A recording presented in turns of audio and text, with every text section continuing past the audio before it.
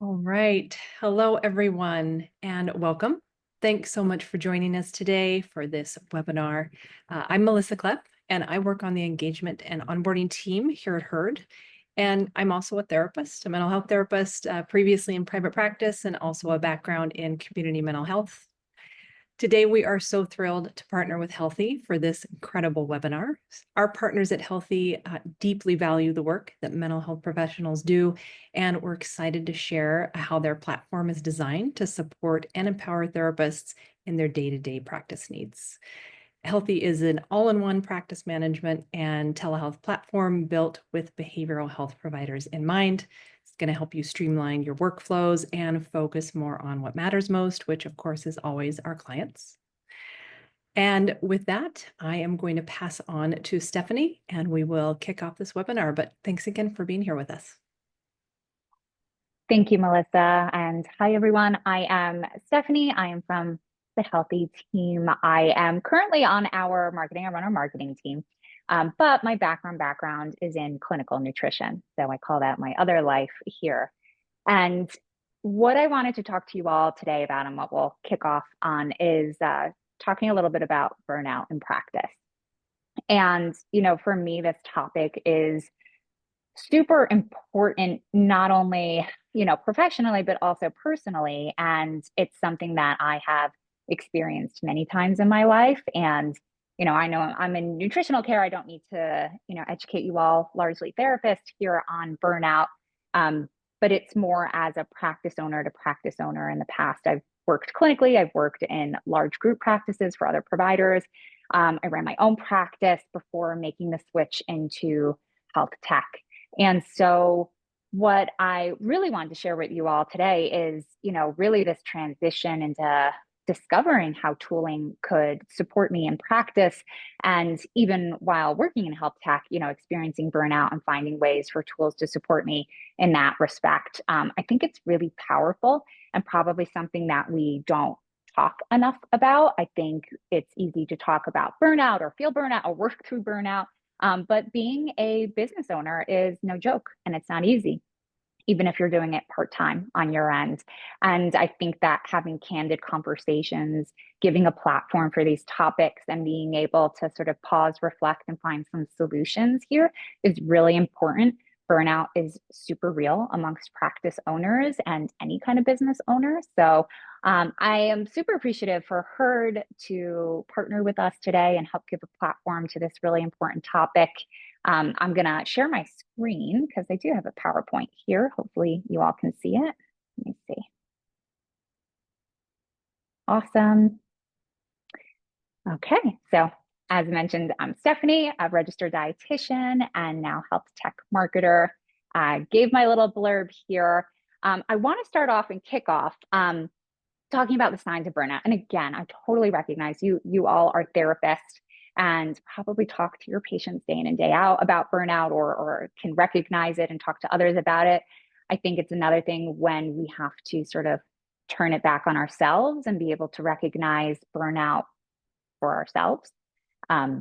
That is something that personally, it's like I will push through and I will work through, especially when you're super busy and you're running a practice. You care so much about your clients and the care that you're delivering. I'm also a mom, right? And so everybody else's needs come after mine a lot. And I'm sure a lot of you can relate to this. But as a practice owner, I think there's also this challenge of, we were trained very much clinically how to be a good therapist, how to be a great dietitian clinically, right? But when you step into the role of running your own practice, there has been very little, if any, education on how to be a good business owner, right? And the operational side of running a business, whether you're a solo practice or a group practice or you're just doing this part-time, this is all, I call it another side of my brain, right? Like we're trained so well clinically. We know how to work with our patients and deliver care. It's what we thrive. It's probably why we got into practice. But there's this other side of your brain that we probably don't have the skills and the training and the know-how on how to do. And it's operationally running a business, how to market it, how to deal with insurance, right? All of this stuff that you just have to learn. It could be very overwhelming. It could be draining. It could be mentally exhausting. And a lot of this can also contribute to burnout. So this is why we're going to talk about this today. I would love for you all to recognize it in yourselves, in your practice, and have some tools to be able to explore how to address burnout, how to prevent it, because there is really great technology out there. And I'm going to share a lot of personally things that just worked so well for me in the past. All right, physical symptoms. And we're going to go through this because, again, I think we think of this for others, but we don't always think for ourselves. So I really want to give you all the time and space today to think about it and reflect and see if any of these are impacting you. A lot of the symptoms, and I have emotional symptoms next too, are things that I have experienced, right? And so they personally resonate quite heavily with me. Chronic fatigue and low energy. So that sense of waking up in the morning and you're so tired, even though you've gotten a good night rest, like you just are exhausted already thinking about the day. Headaches, frequent headaches, and muscle pain, sleep disturbances. So not getting a great night's sleep, having trouble turning your brain off and being able to get to sleep. Weakened immune system. So getting sick quite a lot or just feeling chronically unwell. For me, sometimes that's tied with the fatigue of like, I can't tell if I'm sick or I'm just tired. But either way, I'm just exhausted and don't have the energy for the day. Changes in appetite or weight, especially as a dietitian. I can be very attuned to this for others. It's difficult for yourself to recognize this, or you just are not. You're putting your needs again, putting the needs for myself to eat, putting the needs to make meals for myself or step out or go for a walk or whatever it is, and not prioritizing for myself. Emotional symptoms, these are the ones that bother me the most, especially in practice, but feeling detached or cynical about work. This sometimes also goes along with just the fatigue and the energy levels that we're feeling or the lack thereof, and increased irritability and frustration. So feeling snappy with coworkers, feeling irritable with your family, feeling frustrated by really small things that if you step back, this wasn't a super big deal, but I really just tipped me over.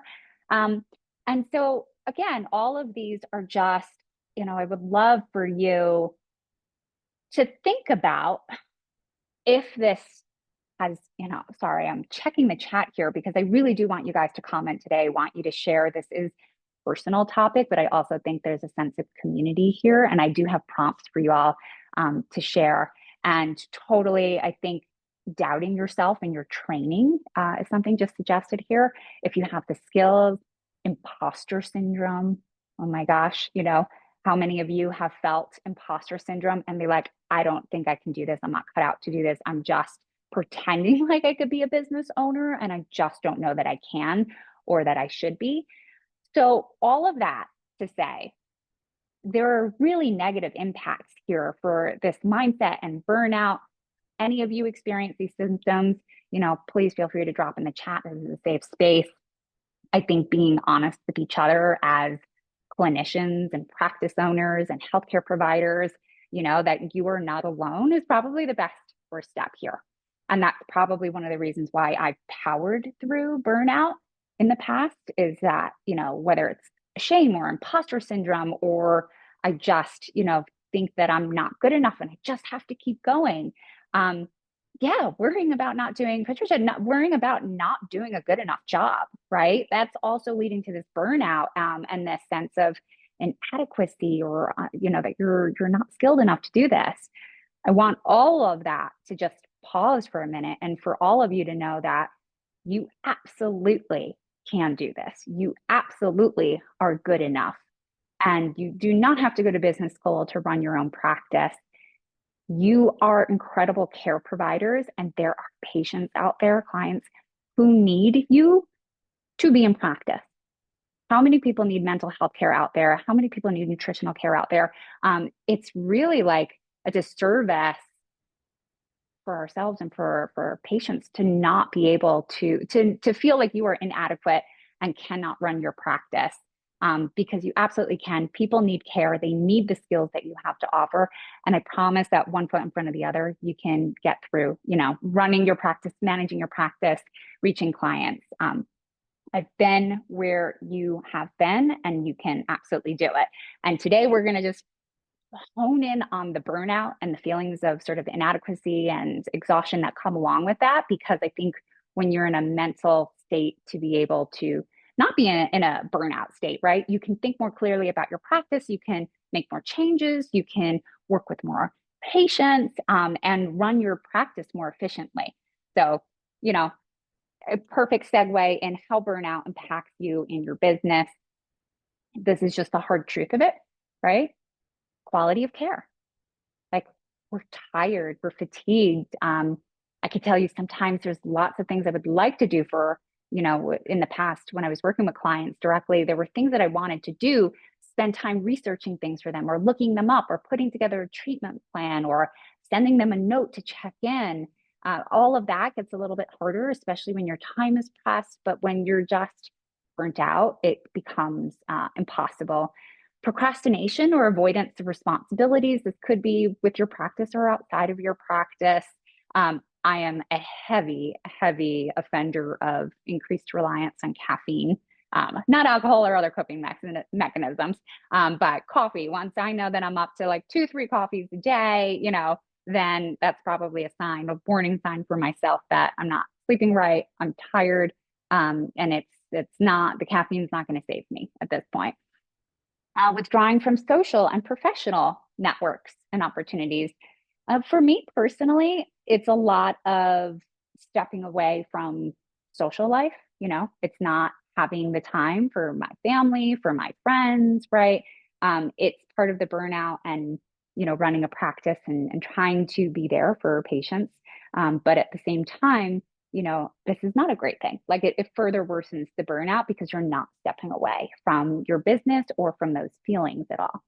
And neglecting self-care and business growth. There is more that you could be doing for yourself, and there is more that you could be doing for your business, right? When you are feeling your best, mentally and emotionally. Again, you all are therapists. I do not need to tell you this. I just want to bring it to the forefront because it is really important that we be honest about that and think about it in the context of ourselves. All right, so I'm going to pause and give a minute here. Here's a prompt I would love for us to drop in the chat if you want to be honest and vulnerable here. But is there a challenge that you face in balancing client care and business tasks? It could just be time, it could be scheduling, or you're just doing something super manually and it's taking away from your business. Anything, feel free to drop in the chat. I'll go back. I'll leave our prompt up for a second here. I think for me as well, so, I'm happy to share here, but for me, the biggest challenge was most likely over not being able to have the time set aside for the business work. I think, again, you have this care side of your brain and this business side of your brain, but you need to be available and have time blocked on the operational side, whether that's administrative work or being able to handle your billing or being able to run through your schedule. Totally, Samantha, billing, right? I have a hard time, Catherine. Excellent point. Switching from client care to admin stuff. And that is why I literally refer to it as like the other side of my brain, because it is a shift, a gear shift. Burnout for me happens the most when I have to shift gears too much throughout the day. It's, mom mode, then patient mode, then, billing mode, and then back to mom mode. Whenever I have to like switch so many times between different gears is when I know that I'm starting to burn myself out. And things like maybe batching time and activities or certain days doing certain things has been helpful with that. But absolutely. And so for me, it's taking the time and putting those time buckets to do that administrative work. And I think a lot of times too, for practice owners, right? Like, we get into care because we love doing client care, patient care. We don't get into it because we love billing. We want to deal with insurance day in and day out. And so procrastination on that side, or just struggling or not making the time there, totally can be an aspect of that. All right. The crux of today, right? This is not a doom and gloom conversation. There is a lot of things that we can do, and leveraging technology. Technology is constantly changing and expanding, and there is solutions. There are solutions out there that can help probably take more off your plate than you're doing today, which will free you up to focus on other things and spend your time in a more meaningful way. All right, so administrative tasks is certainly something to think about and talk about, right? Administrative tasks can be streamlined, and there is certainly lots of technology that can help you there, and automating. So I'm going to share, for me, the biggest thing when I was working group practice, we were using a practice management solution in EHR that was not designed for dietitians. It was designed for doctors. And so it did not have any email follow-up. So scheduling was like the biggest time suck for me, in that I would have to look at my schedule for the week, manually email any client that was on my calendar for the week to remind them to come to their appointment. And then I'd give them another notice, a day before, and say, don't forget your appointment, because how horrible is it to spend all of this time building your practice, getting your calendar full, and just to sit there for people to no show and not come. So I used to do this manually. I had a little template in a Word doc, and I would send an email after an email after an email. Then I got a little bit smarter and decided to put a cancellation policy in there and make sure that people knew, and that helped to reduce my no-shows. And then after this practice, when I was in my own practice, and when I started to use Healthie as well, I realized that there were scheduling tools and practice management solutions that actually automated the email sends, not just the confirmations, right, for new appointments, but also I could set the cadence of reminders via email and SMS. And that completely came off my plate. Something that I was doing every single week, over and over and over, hated doing it. It was just a administrative stuff, was just gone off my plate. And this is the kind of stuff that I want you all to think about and look for as we're having this conversation, because there are things that can come off your plate and give you time back and just help you find the joy in your work as well. The hidden cost of manual work. So what I want to say on this aspect is that what I find for healthcare providers in particular is that we give away our time, or we spend the time doing manual things, and we don't think of our time as super valuable. We don't think of our time as money. And so in this example, like the first one, I talked about scheduling and automating email follow-ups. This one is thinking about charting, right? And maybe how much time we spend charting a week. You can use 20 minutes, even if it's 20 minutes, I was probably spending more, right? 20 minutes per chart note for 20 clients a week. That is 6.5 hours a week that you're spending charting. We all know there's tools out there, scribing tools that can generate charting notes for you that you can review, right? And cut that 20 minutes down to 2 minutes. I need you all to start thinking about your time as being super valuable, and not all of these examples are going to work for you or something that you want to pursue, but it's the concept of your time is really important, and we need to think about where are we spending our time and where is that time going, and is that a valuable way to spend your time? And that's sort of one part of this exercise. The last thing here that I want to mention is overcoming barriers to implementing tech. So I think this is just human nature, right? Especially when you're burned out, it's really hard to do this, but taking the time to learn and implement a new tool is really hard, right? Like I don't always even want to spend the energy thinking about finding a new tool and having to learn it and then use it in my practice. And something working in health tech now, as a healthcare marketer, I spend a lot of time and I use a lot of tools. And I can tell you that a tool is only as good as it is implemented. So if we haven't taken the time to learn the tool and it hasn't been implemented properly, you're really not going to get the value out of it. And so that can be a barrier in itself, right? Like mentally, like, I don't know if I could take the time to do, to learn another tool and bring it into my practice. So we're going to talk about that as well, but I think starting to identify your must-haves here, what's taking up the most time. And if I have another slide here, yeah, one task you wish you could automate. We'll probably talk about this a little bit later in the presentation, but it's always my prompt for any practice owner. Literally go home and write down a list and time block your week and figure out, where are you spending your time? Right? What is your time going to? What administrative tasks you're doing? And at the end of the week or at the end of the month, what is taking up your time?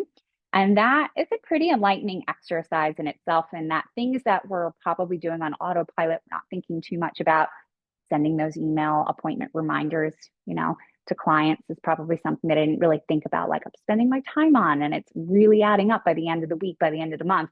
But this is something, a little exercise that you could do on your own. Anyone else, feel free to drop in the chat if there's just one task. I always say, like, what's the one thing that you just hate? It's probably something administrative, probably related to billing, but is there one thing that's just really, you just wish would go away from your day-to-day, from your plate as a private practice owner? Writing notes. Yeah. And billing. Totally.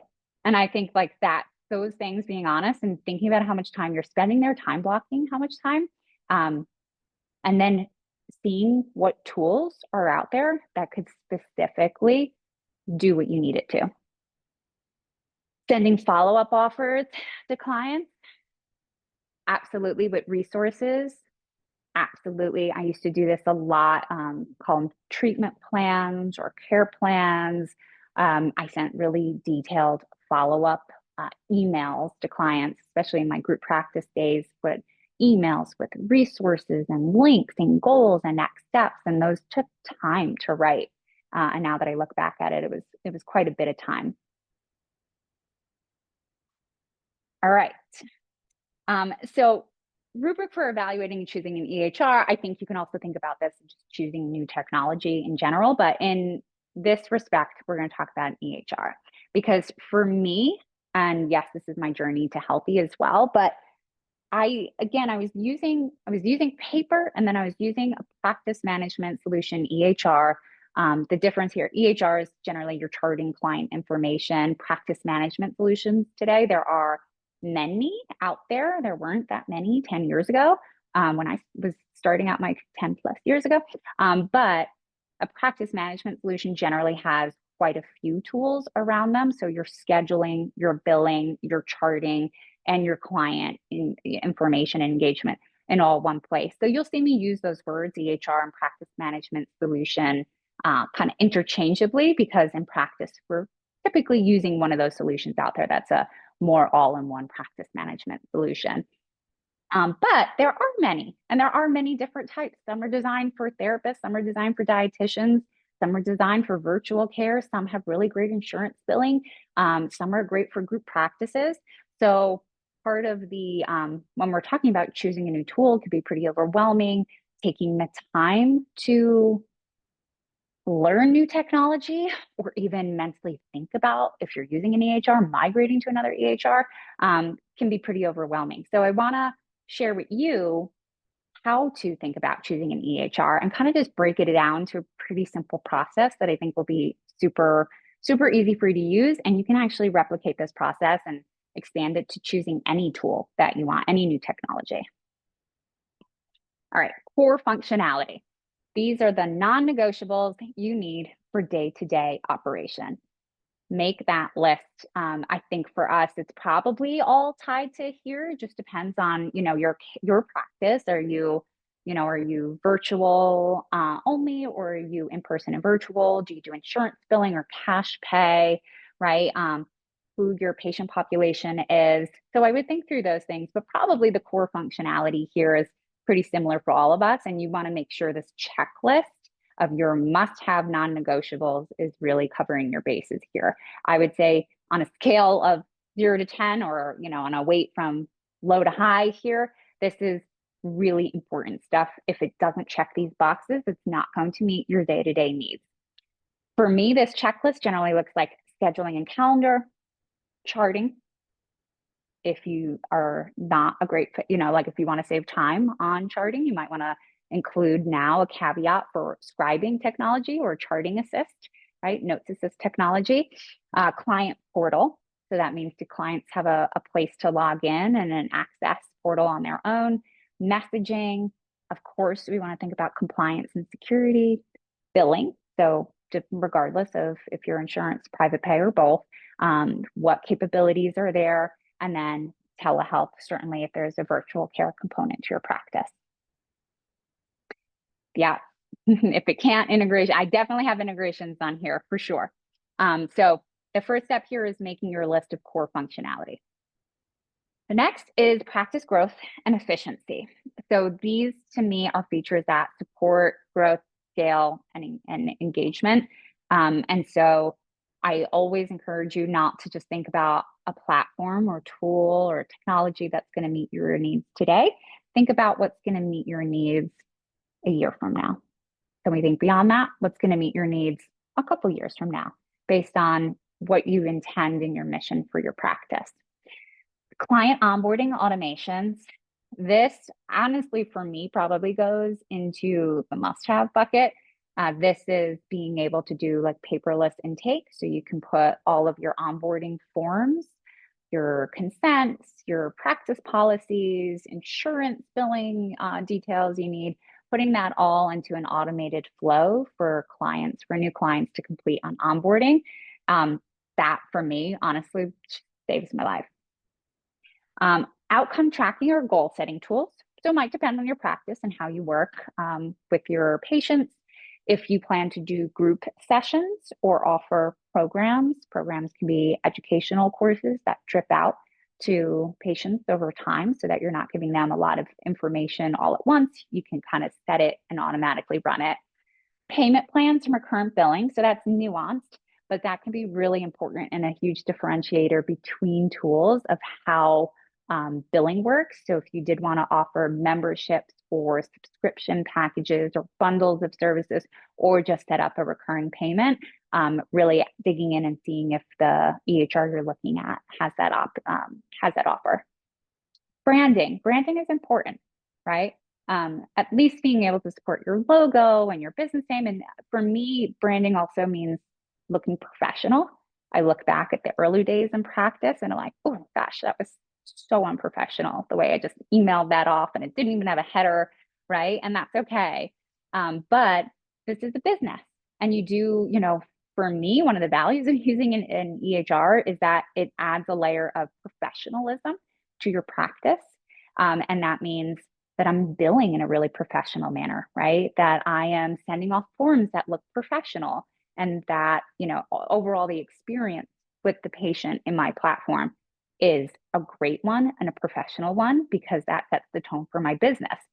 Always think about that, because from the time that patient books their first appointment, that first interaction with you is an interaction.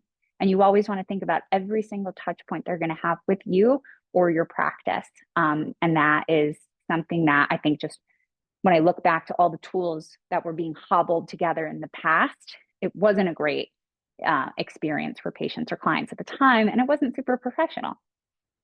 Treatment plans. So if this is something that you're using today and or you want to use, again, this could be care plans, treatment plans, templates. That is the option to be able to build these out and then just personalize it per patient and share it, but it saves you all of that repetitive time creating these treatment plans. And multi-provider support. So if you plan to scale and add other team members to your practice, then you're going to want to think about, again, it's not just if it meets your needs today, is it going to meet your needs in a year or 3 years? Do you plan to add other team members to your practice? If so, you're going to want to choose an EHR that can scale with you.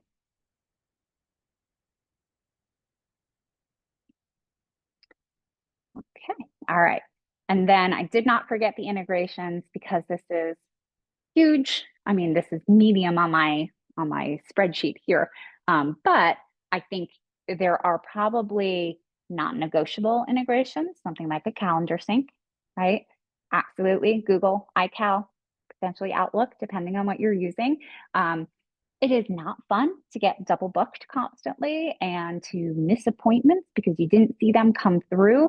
And so, especially for me with my life and I've got a family calendar and a work calendar, and, things certainly are just more overwhelming, absolutely contributes to burnout when you're missing appointments or taking calls or late to something. So, for me, a calendar sync is a must have.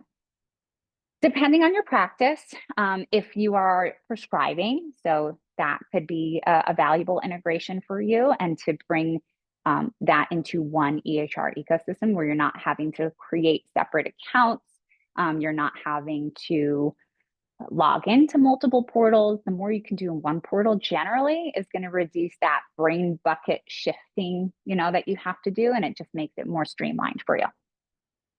Labs, faxes, and other clinical integrations. So if those are relevant to your practice, I think all of us have been told eFax is dead. eFax is very much not dead, especially if you're doing insurance billing or coordinating and collaborating with doctors. eFax, which means that it could be faxed off basically electronically from your platform to another fax number without physically needing a fax. That exists. If you are physically faxing things today, eFax might change your life a little bit. Clearinghouse. So if you're doing insurance billing, your EHR that you're using today might have a clearinghouse integration, or might have one that's sort of built into the platform. Some Healthie integrates with Office Ally and ClaimMD. And then what that does, particularly on the ClaimMD side, means that eligibility checks can be done in the platform. Claims can be sent from the platform to the payer. Status updates happen in the platform. And then also you're able to receive remittance data back in.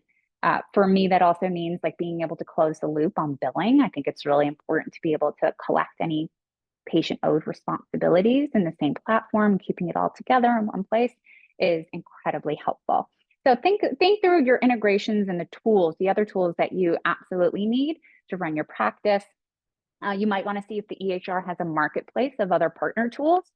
When we talk about AI Scribe and all of the AI technology potentially out there, you might want to expand this list and think about what tools potentially can work with your EHR that you might want to add over time.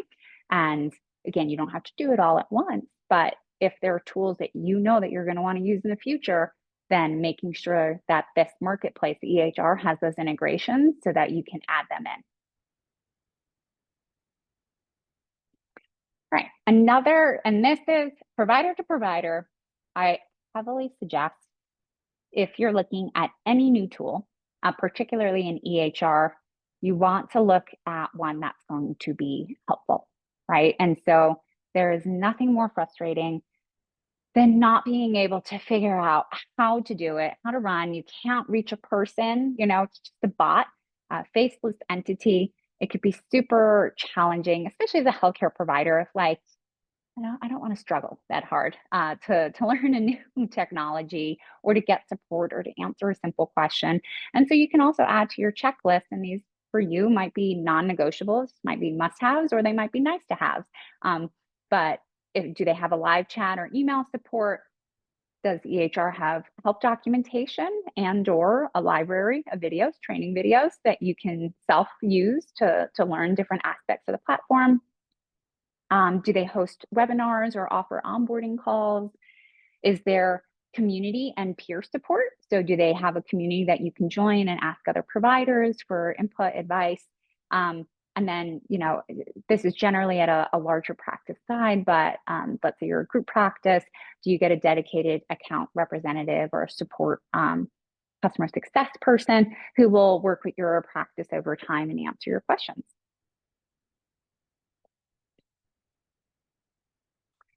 Okay, and then of course, we can't talk about choosing a new technology or picking an EHR without talking about pricing and flexibility. And for you, this might be a number one thing, right? Price might be the de facto, aspect that you want to look at. I say look at them all side by side and not just price. I think it's easy to just look at price, but once you put all of this, your whole checklist together, and add in pricing there, it's going to be super insightful for you. So one thing, yes, apart from just the rate for you, right? Do they offer monthly or annual pricing? Usually annual pricing allows you to pay at a discount. We're usually not changing our EHRs multiple times a year. So it might make sense to, do an annual plan and save a significant percentage that way. Are there add-on fees? I think any technology can be super sneaky in that they've got a set base fee, but there's charges for everything.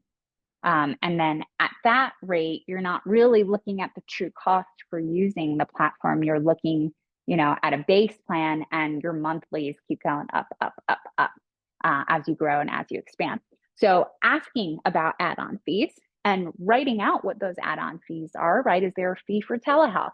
Is there a fee to add in extra providers? Is there a fee for like non-clinician fee? Is there a fee to send number of claims every month? Is there a fee to send faxes? Is there a fee to run eligibility checks? Is there a fee to launch video calls? Is there a fee for scribing, right? So running through the list and asking, is there a fee for storage, right? That could be super helpful when you actually get into the true cost of the platform. Do they offer a free trial or a demo? Both are generally great.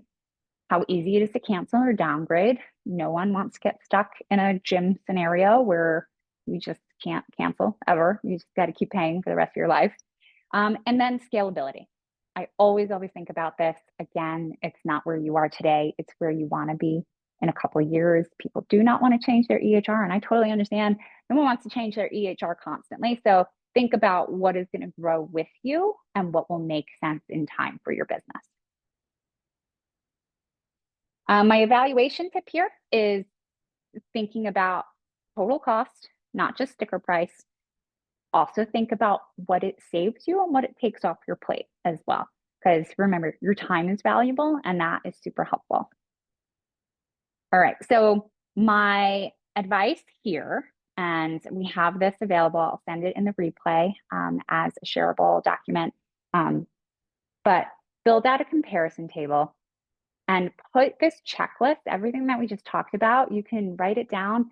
I say put it in a spreadsheet and write down what your must-haves and your nice-to-haves and your like, okay, like, some other things down there, wish list items maybe.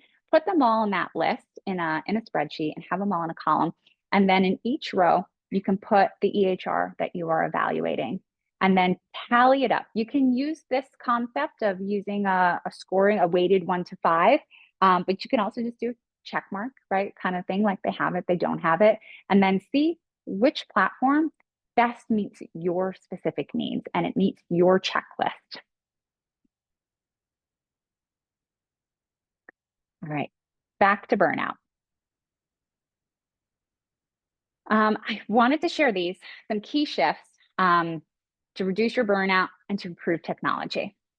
And this is just sort of a reiteration and a summary of what we talked about earlier on in this conversation, right? This is mentally making that shift from like, I'm going to do it all. I just keep doing. I'm not going to, pushing through the burnout, not taking the time for yourself, not, really mentally not protecting yourself. And so mentally making the shift, if you're feeling this today, if you are feeling burnout today, right? It's not going to last forever. There are things that you can do and you can get to a better place. And as I mentioned, I've been seriously burned out many, many times. And usually I don't recognize it until the point where I am super burned out, right? And then I look back and I'm like, wow, I've been burned out for a lot longer than I realized just got here. Some things that you can do in the mental shift to help here. 1, prioritize what only you can do. And what that means is that as a practice owner, as a clinician, there are things that only you can do, right? There are things that you are best suited to do. Usually that is the client care side. So if you're super burning out, let's say doing insurance billing, that's not like you can hire a biller. I'm not saying that makes the most sense for your practice, but this is just an example of outsourcing or automating, right? Maybe there's a tool that can do that. Um, an AI scribe tool can write a charting note for you and you can review it. A biller can handle billing, a billing integration. Maybe it's just sending the claim. If you are physically sending claims to payers through 5 different portals, then even consolidating and using one clearinghouse. It's just one place where you send your claims there, and then the clearinghouse sends the claims to the payers and pulls the information out, right? There are so much, but when you prioritize at the end of the day, what is it that only I can do?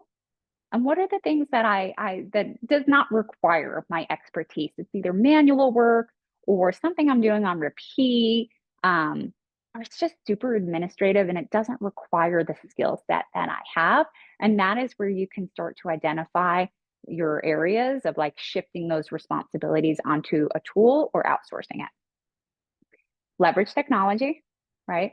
The right tools reduce administrative burden and free up time. Key emphasis here is the right tools.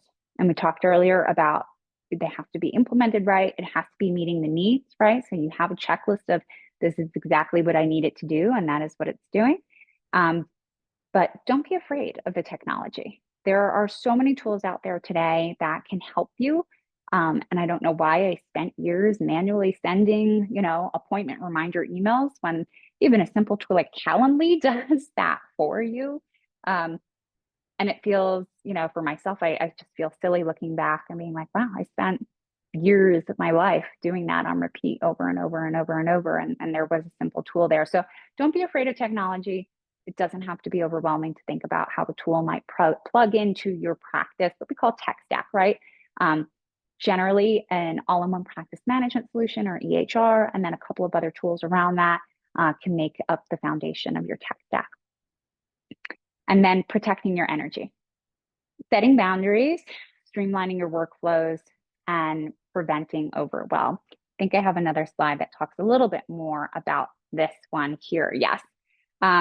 This one, I just wanted to share personally, like for me, setting boundaries was very helpful in addressing burnout when I was running practice. And part of it was, and you might be doing this today where you're texting with clients and emailing them, and there's really no time constraint, right? Between when it's appropriate or expected for you to respond. Maybe you're on vacation and you feel guilty and you want to make sure you get them a response. Otherwise, they're waiting a whole week. Maybe it's your birthday and they don't know that, but you are kind of putting yourself in that situation where you're not protecting your energy or time, you're not setting boundaries, and that is contributing to burnout. And one specific example of how technology plays in here is that I switched from doing texting and email to only using my EHR messenger to message clients. And so Healthie has an app for healthcare providers and patients to use. So patients can message through the app and I can message through the app. But I also can do things like set an away message or out of office message to say, hey, I'm out on vacation. I'll get to your message. If it's an emergency, please contact so-and-so. And then I can also send message blasts as well. So when I was talking much earlier about maybe not having the energy to check in with the client, you can do something like send a message to all your clients and just say, hi, happy Friday. Just wanted to check in. How is the week going? Something like that. And then you can also schedule messages. So when I was thinking, okay, I'm going to be out of office, I want to make sure I check in or send somebody a note, I can also schedule that. And this seems maybe really simple, but this alone and using the in-app messenger from the EHR really allowed me to set these personal boundaries and feel so much more free in my free time because I did not feel tethered to having to respond to my clients right away. So probably with that, I want to just reiterate how the right tool or platform support sustainability, because that's what we need to do. Running a practice is not it's not a sprint. It is a marathon. This is something that you're committed to, that you're going to run for years. Potentially, this is your whole professional career. And so you have to think about sustainability and how you're going to go the distance. Look at things like how you can reduce repetitive admin tasks, charting, scheduling, billing, right? The right platform can also allow you to see more clients without adding more hours to your day. So when we go back to that exercise of reducing your charting from 20 minutes to 2 minutes, right? And the significant amount of hours that you then get back in the week, you could see another, handful of clients in the week. And that is revenue additive to your practice. And that is probably more fulfilling than doing the administrative work. And then the right tool and the right platform also can help you avoid burnout while growing your practice, which ultimately you need to be in the best mental health and personal space to be able to get through this marathon, to keep going on this marathon and go the distance. All right. So I think that's it. Just one more prompt. If anyone wants to share, after today, what's one thing that you're thinking of committing to? One thing you want to change that might happen after today?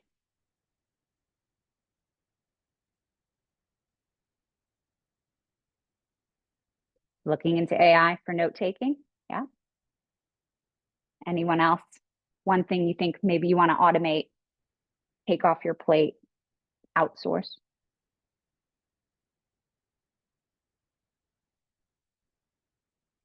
Automating emails. Yeah. My personal bane there. Absolutely automating emails. EHR you can even personalize the emails, right? So they were coming from you, they're from your business, they have your logo on it, they're super detailed. I'm never sending a manual email like that again. Automating payroll. Yeah, absolutely. Have your client portal tab in your email signature actually say reschedule. That is a great one. Patricia, in my email signature, when I also at some point put my cancellation policy in my email signature, significantly helped to decrease the amount of no-shows, right? So like having some scheduling or, policy, add a cancellation policy. If you do not have one, that is absolutely an incredible goal for today. Adding a cancellation policy, that is a fantastic way to protect your time, right? Our time is so valuable that for no shows, like it was just a stab to the heart, and to your wallet, to be there and have made the time, but not have a patient show. So a cancellation policy is one of the best things I think that you can do there. Harder to enforce it, but your EHR might also be able to enforce your cancellation policy.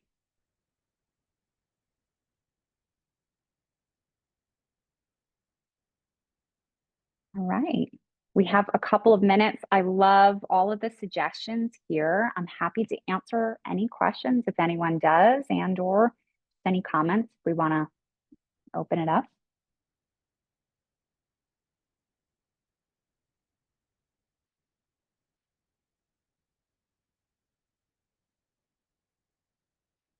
No, feel free. Raise a hand if you can. Awesome. Well, thank you all then for joining today. If you could not read, if you joined in late, don't worry, we'll send the recording. I'm so glad that you all joined in and participated. I hope this was helpful and just reminding to think about yourself, how you're spending your time, protecting your mental energy, and validating that you're an incredible practice owner. You can do this, and there are tools and solutions to help you. Thank you, everyone.